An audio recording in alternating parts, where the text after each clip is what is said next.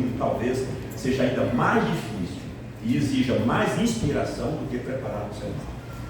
Então, cada livro é uma oração, ou é um sermão, e eu preciso assimilar.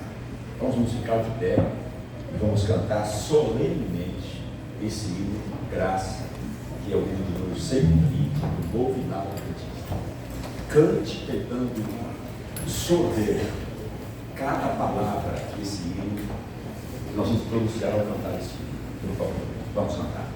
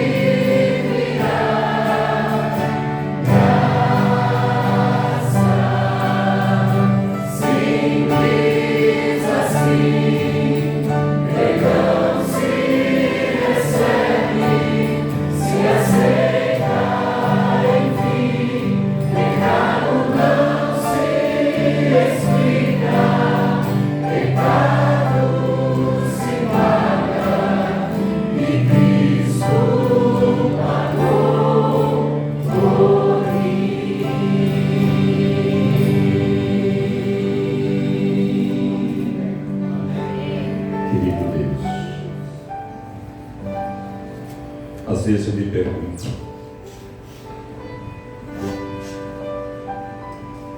por que o Senhor escolhe pessoas tão fracas, defeituosas, para apresentar uma mensagem tão linda, tão profunda e tão significativa para os pecadores. Mas é assim que o Senhor escolheu trabalhar. Obrigado, Senhor. Amém. Porque a graça fechou o abismo. Amém. Obrigado porque a nossa sentença era de morte, mas agora estamos livres. Obrigado. Podemos escolher ou rejeitar a morte eterna. E nessa manhã, Senhor,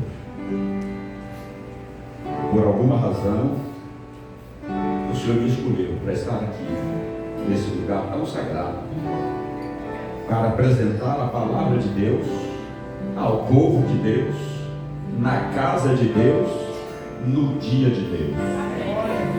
E o Espírito Santo inunde esse lugar e cada coração aqui presente, para que a mensagem possa nos alcançar de uma forma que saímos daqui totalmente diferente do que por daqui. Fica conosco e fale ao nosso coração.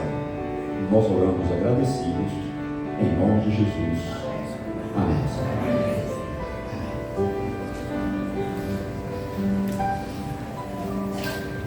Irmãos, é difícil para mim não emocionar aqui nessa igreja. No ministério pastoral, aqui eu passei, ou eu senti a maior emoção da minha vida no ministério pastoral. Foi o dia da minha jubilação. Os irmãos não têm ideia o quanto eu fiquei emocionado e quanto aquilo marcou a minha vida. A despedida, a maneira que a igreja se organizou, se preparou, o carinho, e o que aconteceu aqui no dia 31 de agosto de 2019. Mês passado fez exatamente 4 anos. Nunca vou esquecer essa data. Sempre que eu voltar aqui, eu vou me emocionar. E eu dizia, antes do hino, que eu vou dividir a minha fala em 2 partes. Eu vou contextualizar o perdão hoje, agora de manhã, no Antigo Testamento. E à tarde eu vou continuar colocando o perdão no contexto do Novo Testamento. E eu gostaria que todos estivessem aqui às 5 horas da tarde. Não sei se você prestou atenção no hino que você cantou. O refrão do hino, o coro, perdão, complete para mim. Perdão se aceita. Perdão se recebe.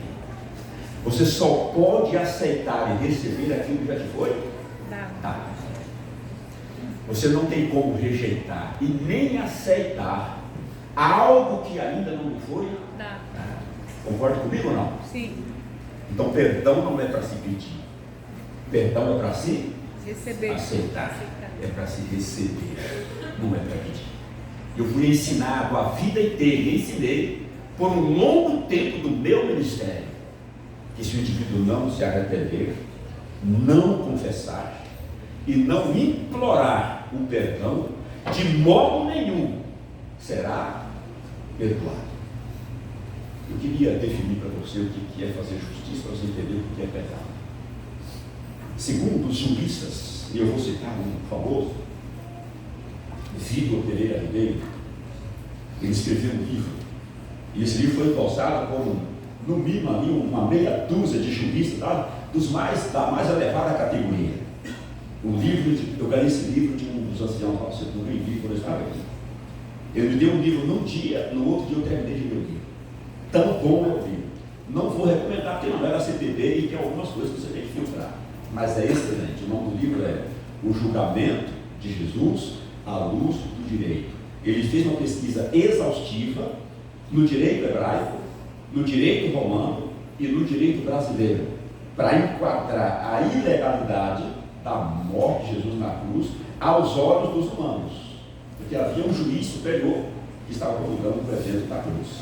E na página 88 ele define o que é justiça. Ele diz assim: justiça é dar à pessoa o que ela merece. Isso é justiça.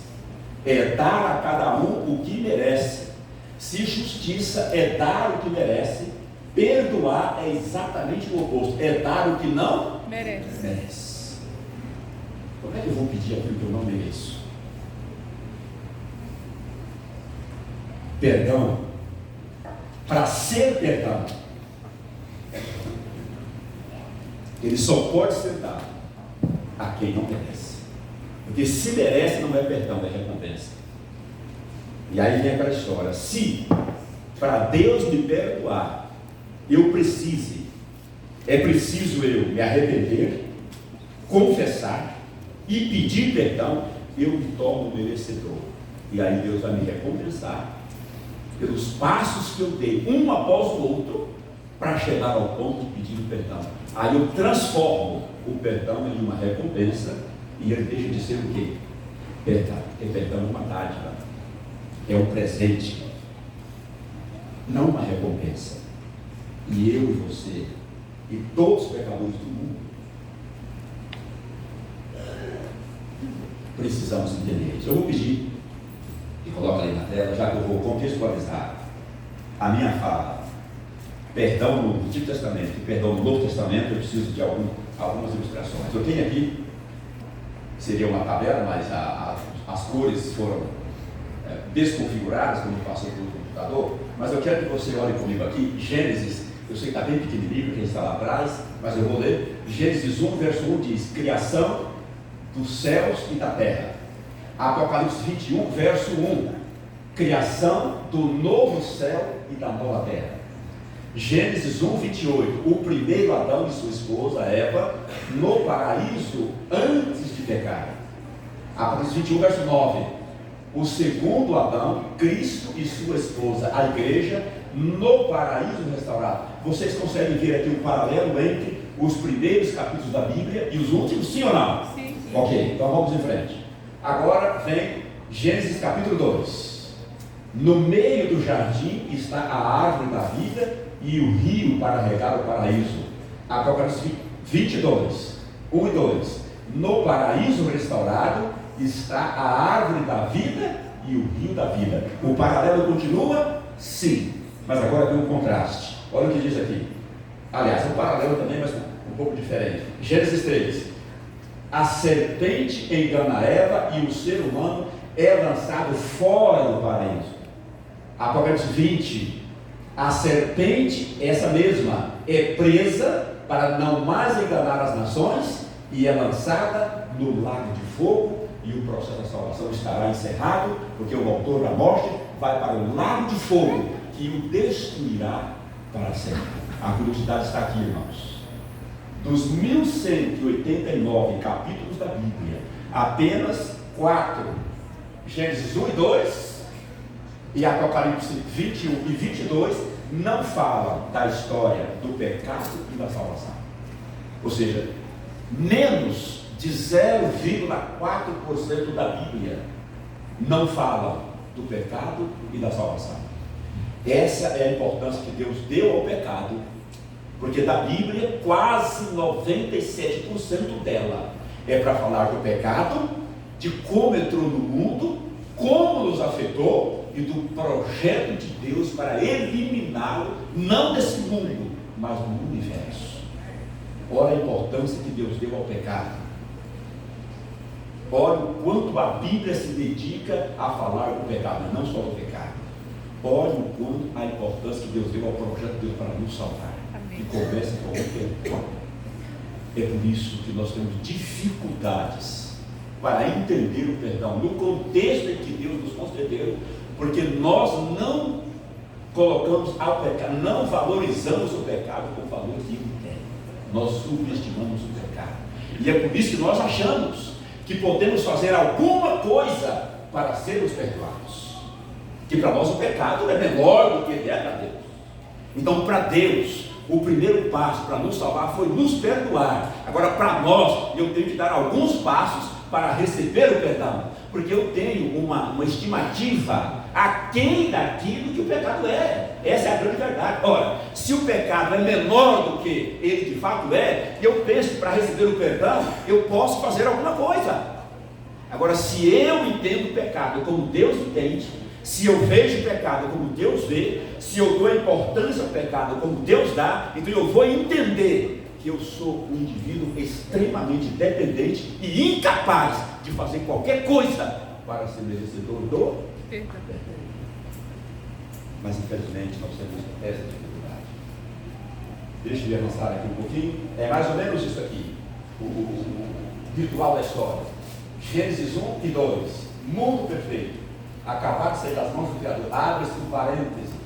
E aí vai Gênesis 3, 4, 5, até o capítulo 20 Apocalipse. A história do pecado e da salvação. E a partir de 21 começa o mundo perfeito. 21, verso 1 diz assim: vi novo céu e uma nova terra. Nova terra. Tudo volta a ser o que era antes. Nós vamos ver dentro do parênteses. E esse parênteses tem sido prolongado para falar da história do pecado e da salvação. Olha a curiosidade. É no capítulo 3 da Bíblia, do começo para o fim, que o pecado entra na história do mundo. É no capítulo 3, do fim para o começo, que o pecado é extinto do universo de Deus. Apocalipse 20 é o terceiro capítulo do fim para o começo. Vem o 22, vem o 21 e vem o 20. Isso não é coincidência, irmãos. Isso é um plano arquitetado, engenhado, desde a fundação do mundo. Isso aqui não é, Deus não foi pego de emergência, a coisa do pecado. Não, tudo planejado em um universo dirigido por um ser onisciente, onipotente e onipresente. Não pode haver acidente. Não há acidente. Tudo está sob o controle de Deus. É por isso que alguém se atreveu a escrever o seguinte: o pecado é, sem sombra de dúvida, a maior tragédia já ocorrida no universo. Todavia, nunca esteve fora do controle de Deus. Na Bíblia, o registro da entrada do pecado no mundo está no primeiro capítulo. Curiosamente, também no terceiro capítulo, só que do fim para o começo. Apocalipse 20. A história do pecado se encerra. Em o DNA do pecado e do perdão, você descobrirá como tudo começou e como vai terminar. Desde a origem do pecado, sua entrada no mundo, como nos afetou e como será finalmente eliminado do universo. Amém? Amém. Santuário. Uma escola do deserto. Escola para ensinar o quê? Ensinar especialmente a respeito do Perdão. Abra sua Bíblia, Êxodo, capítulo 29. Desde a etapa do pecado do mundo, lá, o pecado de Adão e Eva e tal, seria anos, séculos de história para chegar onde nós vamos ver até agora. Então a gente vai avançar e chegar naquele ponto, subentendendo que a grande maioria dos cristãos estão muito familiarizados com a Bíblia e não precisa entrar em todos os detalhes. Então, Êxodo, capítulo 29, versos 38 e 39. Isto é, irmãos, antes que você leia, eu quero dizer, no contexto do Antigo Testamento, na escola do santuário, ou na escola do deserto, haviam cerca de 8 sacrifícios diferentes, dependendo de quem cometia o pecado ou que tipo de pecado havia cometido. Havia, em determinados casos, sacrifícios específicos para pecadores e pecados específicos também. Mas esse sacrifício aqui, sobre o qual vamos ler, ele era diferente, ele era o mais importante, ele era aquele que melhor tipificava ou simbolizava a morte de Jesus na cruz do Calvário, sobre o que vamos falar hoje à tarde. Êxodo 29, 38, 39, assim: isto é o que você oferecerá sobre um altar. Deus orientando Moisés: 2 cordeiros de um ano, cada dia, continuamente. Ofereça um cordeiro de manhã e outro ao crepúsculo da tarde. Este era o famoso e importante sacrifício contínuo, que se fala continuamente. Eu vou resumir em poucas palavras o ritual desse sacrifício. Ele era feito por um sacerdote. O sacerdote era milhares de sacerdotes. Havia assim uma preferência de quem ia ministrar esse sacrifício. Todos gostariam, dada a sua importância e a sua abrangência, mas era feito sorteio, para não gerar ciúmes em ninguém. Então era feito um sorteio. O sacerdote era sorteado para ministrar este sacrifício, e ele o fazia por 2 semanas ao ano. Então ele, ao ser sorteado, ele ia ao santuário, lá no altar do holocausto, que está aqui, eu vou deixar o desenho antes dele para isso, no altar do holocausto, é esse altar aqui. Então ele, ao nascer do sol, ele pegava o cordeiro sem defeito, provido pela congregação de Israel, pela nação de Israel, e ele matava esse cordeiro, esquartejava o cordeiro, pegava a porção do sangue e ministrava no lugar santo do santuário, para a transferência dos pecados da nação para o santuário. E o corpo do cordeiro era colocado na grelha, em cima do altar, e o fogo embaixo. E o sacerdote ficava ali o dia inteiro, controlando aquele fogo para que o cordeiro ficasse o dia todo queimando. Quando chegava ao pôr do sol, estava terminando de queimar, ele matava outro cordeiro, colocava ali, e agora passava a noite toda controlando o fogo, para que aquele cordeiro queimasse a noite inteira. Para que isso, irmãos? Para ensinar a nação de Israel a respeito do perdão. Esse é o altar. Essa aqui está o desenho um pouco mais aproximado, o altar do holocausto, e aqui a ideia é que realmente há o cordeiro queimando aqui, que a fumaça está subindo. Então veja, através desse sacrifício, a nação de Israel era perdoada dos seus pecados. A cada momento, ou melhor, em qualquer lugar e a qualquer hora que um israelita cometesse um pecado, ele não precisava se desesperar, vou morrer, sabe, o pecado é a morte. Não precisa. Alguém já morreu no seu lugar. Bastava ele sair da sua cabana, da sua barraca, olhar para o santuário, ele ia ver essa fumaça subindo, e ele ia saber, já tem um animal queimando em meu lugar, foi morto por causa do meu pecado, e o pecado do irmão. O que via primeiro? Era o pecado do pecador ou o perdão? Nesse contexto, o que aconteceu? Se o sacrifício era contínuo, ininterrupto, 24 horas por dia, 7 dias por semana, 4 semanas por mês, 12 vezes por ano. No sábado eram 2 cordeiros de manhã e 2 à tarde. Então, nesse contexto do perdão, no Antigo Testamento, o perdão antecedia o pecado. Quando ele pecava, o animal já tinha morrido para o perdão dos seus pecados. Se ele quisesse em algum momento demonstrar publicamente que estava arrependido do seu pecado, ele podia ir lá no santuário e oferecer o sacrifício. Mas o perdão era provido através do sacrifício contínuo. Há alguns autores que dizem o seguinte: não precisava nem o indivíduo olhar para o santuário, bastava ele dar assim, ele ia sentir o cheiro da carne queimando lá no santuário. Ele sabia: o meu pecado não gerou a minha morte, mas gerou a morte do cordeiro, que já foi morto e está sendo queimado lá em meu lugar. Nossa, a gente vai lá em Gênesis capítulo 2, e eu os convido a irmos lá. 2 não falam do pecado, é o mundo perfeito, e Deus agora vai prevenir aquele que era vamos dizer assim, o responsável, para que o pecado não entrasse no mundo. Então Gênesis 2, 16 e 17 diz assim, ó, eu falo Gênesis e Javier, aí fica difícil, né? E o Senhor Deus ordenou ao homem: de toda a árvore do jardim você pode comer livremente, mas da árvore do conhecimento do bem e do mal você não deve comer, porque no dia em que dela comer, você certamente morrerá. Quando é que o homem morreria se comesse daquele fruto? Quando é? 100 anos depois? 500 anos depois? Qual foi a ordem? No dia em que comer, certamente morrerás. Adão comeu? Morreu no dia? Viveu mais de 800 anos. Por que não morreu?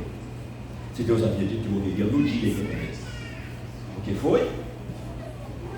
Completa para mim. Porque foi? Você falava do pecado da morte, para que isso não acontecesse, ele foi o quê? Aí você pergunta: então Deus faltou com a verdade, falando que morria no dia? Não. É que no dia em que ele morreu, qual foi a reação de Adão? Assim que ele pecou, quando Deus apareceu, se sentiu? No dia. E o que Deus fez?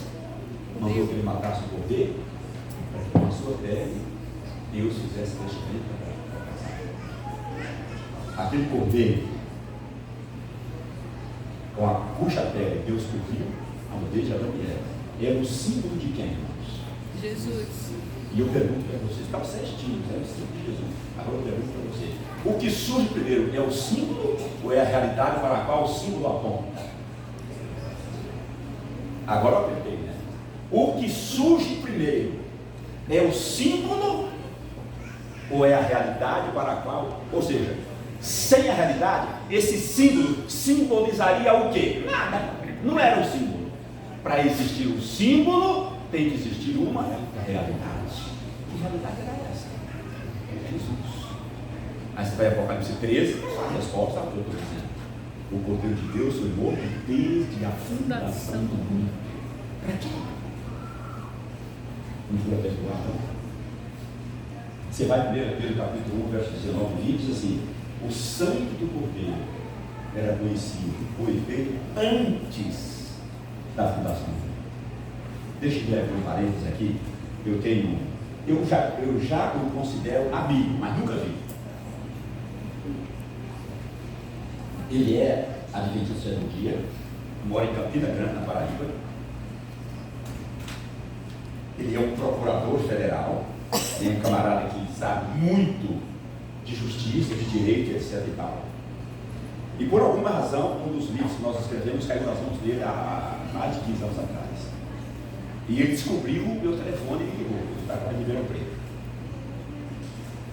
Ele falou: o senhor tem mais algum livro? Eu falei: qual o senhor tem? Eu tenho aqui nos Afonso. Eu falei: eu tenho mais um. Ele falou: me manda 4. Eu falei: mas senhor, eu não quero saber. Eu no primeiro, eu quero ler o segundo. Saiu o segundo, mandei para ele. Por isso, se o senhor escrever alguma carta para alguém, o senhor manda, viu? E eu quero ler tudo que o senhor escrever, eu quero ler. Aí seja uma carta para um amigo, o senhor manda a cópia para ele. É lógico, foi brincadeira. Tá bom. Aí saiu o terceiro livro, falou: me manda 4. Mandei.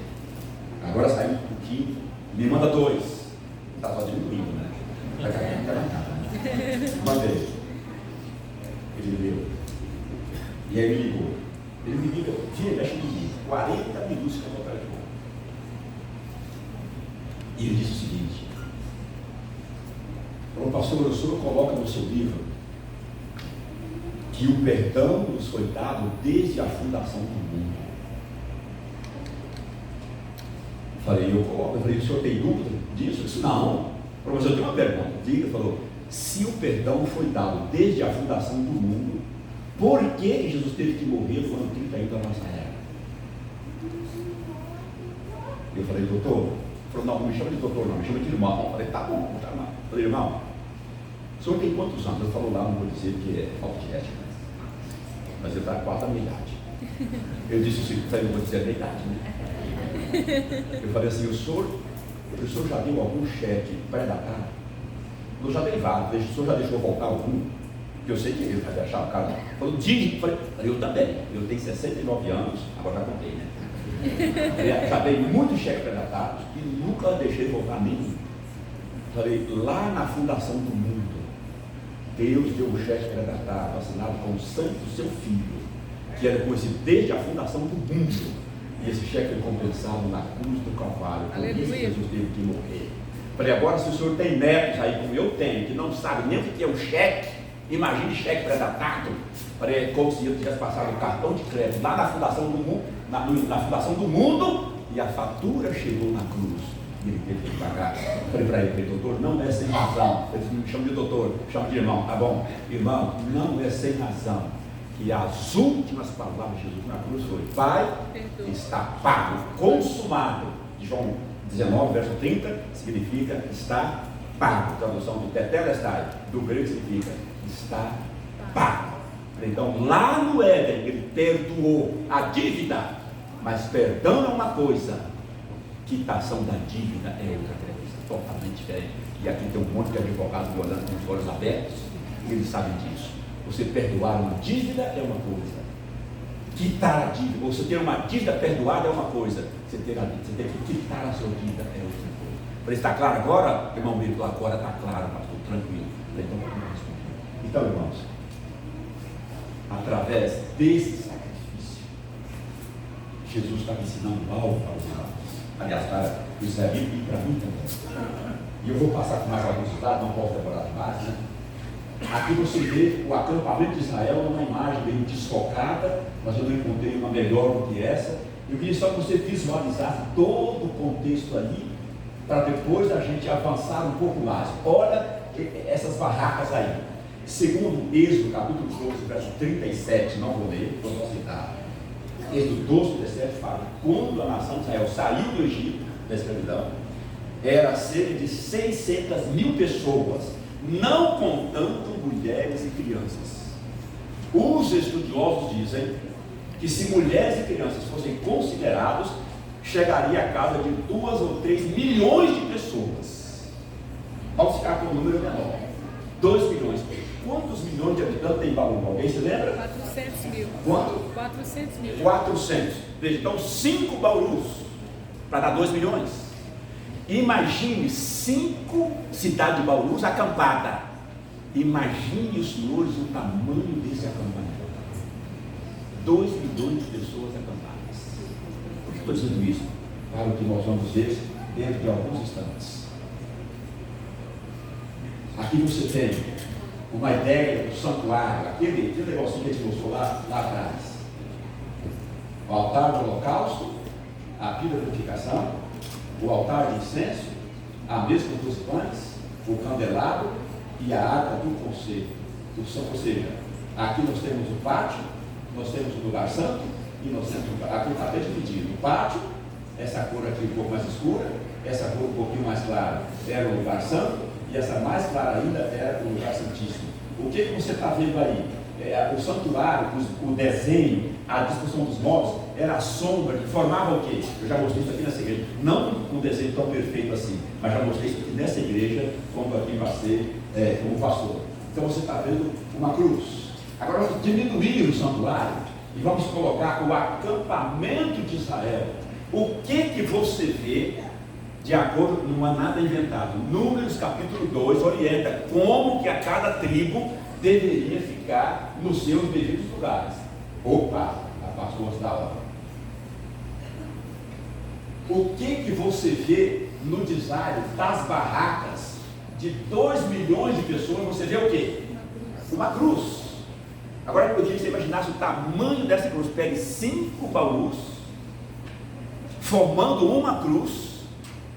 E eu queria que você imaginasse o tamanho dessa cruz. E dentro dessa cruz menor, que era essa enorme, havia uma cruz pequenininha, que era o próprio santuário. A distribuição dos seus móveis formava uma cruz. Irmãos, qual era o intuito de Deus, irmãos? Fazer com que a nação de Israel, a nação que ele escolheu, convivesse por 1500 anos, vivendo numa cruz, e adorando Deus numa cruz. Qual era a ideia de Deus?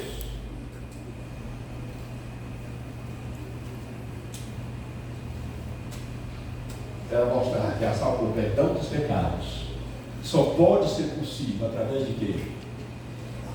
E é por isso que alguém disse acertadamente: havia uma cruz em Deus antes do madeiro ser visto no Calvário. E se não houvesse uma cruz em Deus, antes da cruz ser erguida no Calvário, se não houvesse perdão lá na origem, se o perdão não tivesse sido dado a Adão, você e eu não existíamos, porque eu teria sido disciplinado na hora, e a sua descendência nunca teria existido. Se o salário do pecado é a morte, e você e eu estamos vivos, é prova conclusiva de que nós somos o quê? Perdoados. Se o pecado é a morte, e eu estou vivo, e eu sou pecador. Não é um contrassenso quando eu falo assim: não, eu tenho que fazer algo, eu tenho que ir atrás, eu tenho que conquistar a simpatia de Deus para que Ele me perdoe. Irmão, Deus não é assim. Aleluia. Eu fico imaginando o quanto Deus fica triste quando eu coloco essa condição, como se Ele fosse exigente e falar: não, se você não se arrepender, se você não confessar, se você não se humilhar, eu não te perdoo. Eu fico imaginando a tristeza de Deus, como se Ele fosse eu, como se Ele fosse você. Há 15 dias atrás, eu estava no grupo de casal da igreja. Fui convidado para dar palestra ali. E ao chegar na sexta-feira, estava descarregando o carro, aí chegou o irmão. Eu não conhecia. Para mim, ele era muito desconhecido. E ele chegou, ficou ali ao meu redor. Eu vi que ele queria conversar comigo, eu estava sendo ressabiado. Falei, irmão, o que o senhor quer? Eu precisava falar com o senhor. Eu falei, então fala. Eu parei, ele estava descarregando o carro, parei. Eu falei, então fala, ele ficou aqui. Não, você sabe o que é? Eu disse, poxa, fala. Falou, não, mas eu tenho uma mágoa do senhor. Eu falei, difícil, eu conheço você. Como é que eu posso te magoado? Aí falou assim, o senhor lembra quando o senhor era secretário da associação? Eu falei, lembro, isso eu lembro. O senhor lembra que eu vendia pão na associação? Eu falei, eu não lembro disso. Eu não lembro de detalhes. Eu falei, eu lembro de um outro irmão chamado Elias, que vendia pão lá, mas ele era filho de um obreiro, vendia pão lá. Ele falou, não, mas quando Elias deixou de vender, eu passei a vender. E um dia o senhor falou isso comigo. Ele me fez uma pergunta, e eu respondi, ele não gostou da minha resposta, ficou magoado. Eu falei, meu querido, isso tem 18 anos. Você sofrendo, magoado comigo, e eu vivendo plenamente.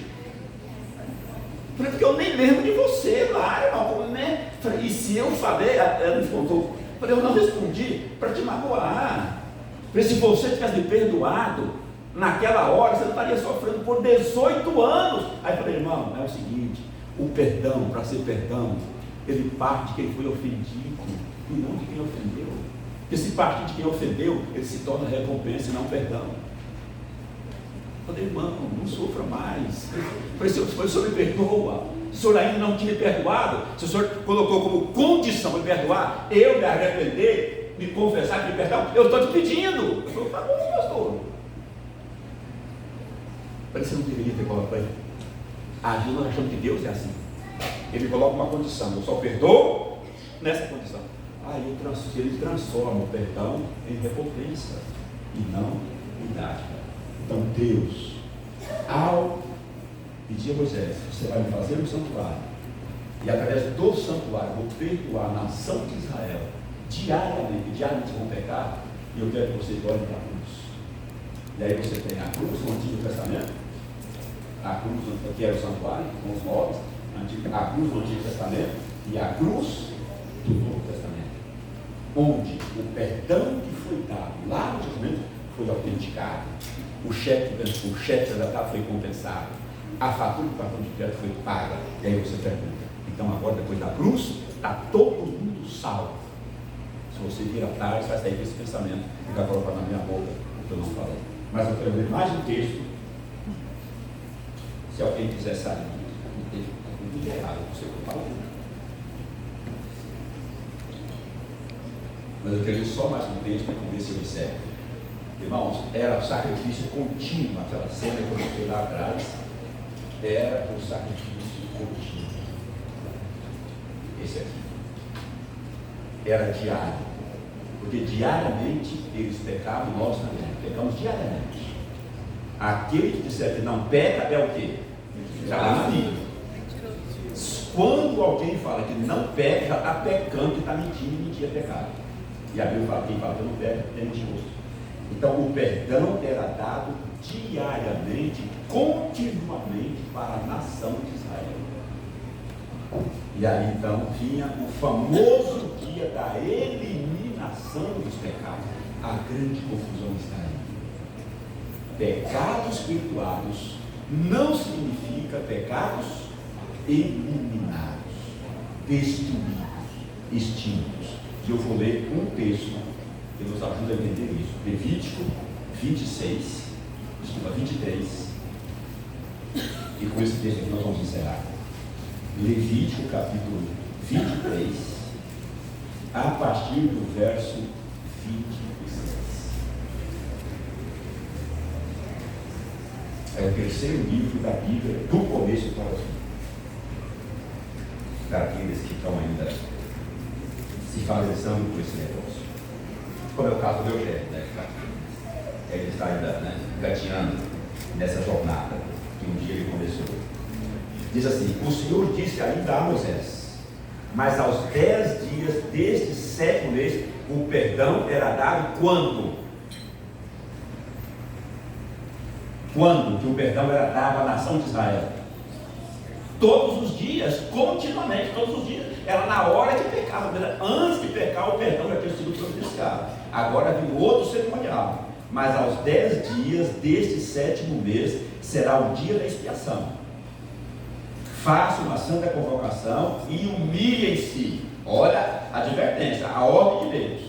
Traga uma oferta queimada ao Senhor. Nesse mesmo dia vocês não farão nenhum trabalho, porque é o dia da expiação, para fazer expiação por vocês diante do Senhor, o seu Deus. Qualquer pessoa que nesse dia não se humilhar, o que acontece, irmãos? O que acontecia? Qualquer pessoa que no dia da expiação, lá no Antigo Testamento, não se humilhasse, era o quê? Destruído do meio do povo de Deus. Perdão era uma coisa, eliminação era outra coisa. No Testamento também, perdão é uma coisa, eliminação é outra coisa. Eles eram perdoados diariamente, mas no dia da eliminação, se não tivessem arrependido e abandonado os seus pecados, recebiam-os de volta e, como consequência, eram destruídos dentro do povo de Deus.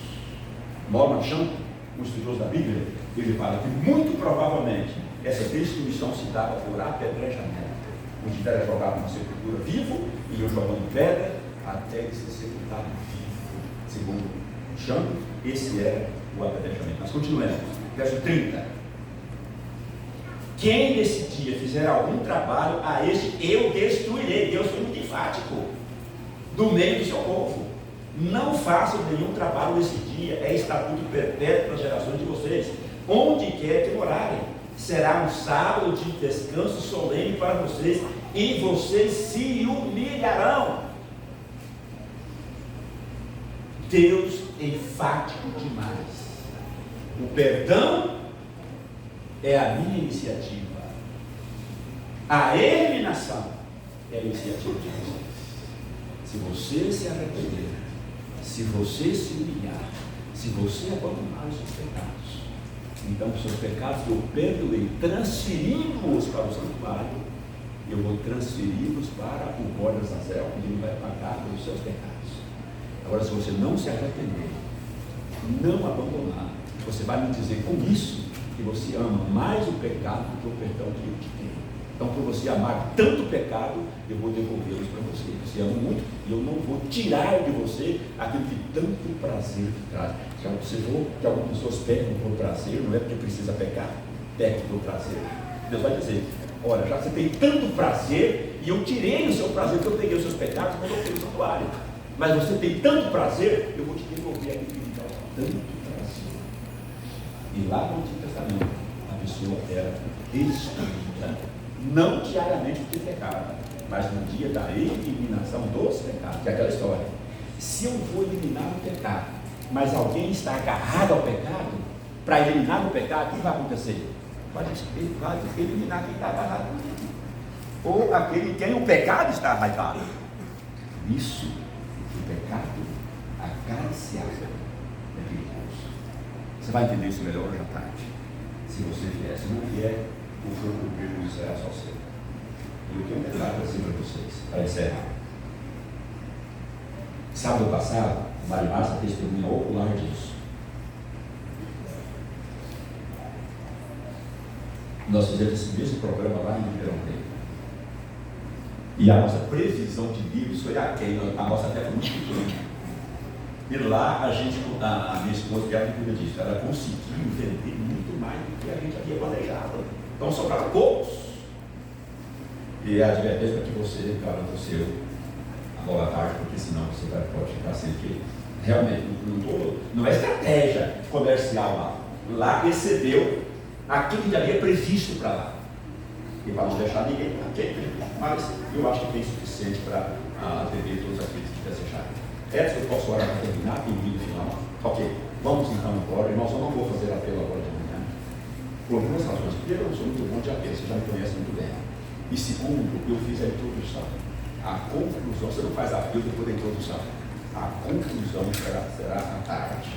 Nós vamos falar do perdão no contexto do Novo Testamento. Não só do perdão, mas também da eliminação dos pecados no contexto do Novo Testamento.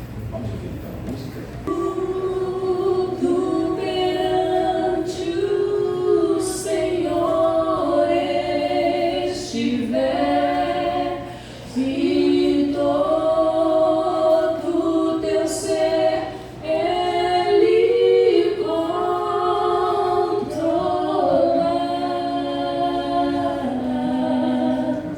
Só então hás de ver que o Senhor tem poder quando tudo deixares notar.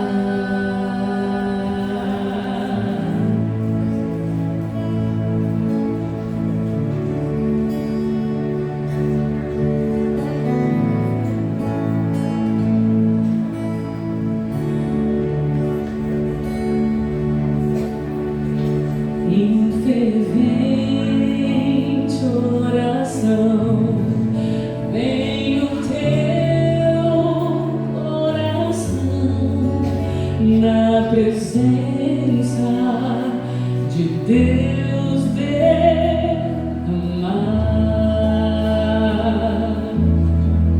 Só então destruir o que estás a pedir quando tu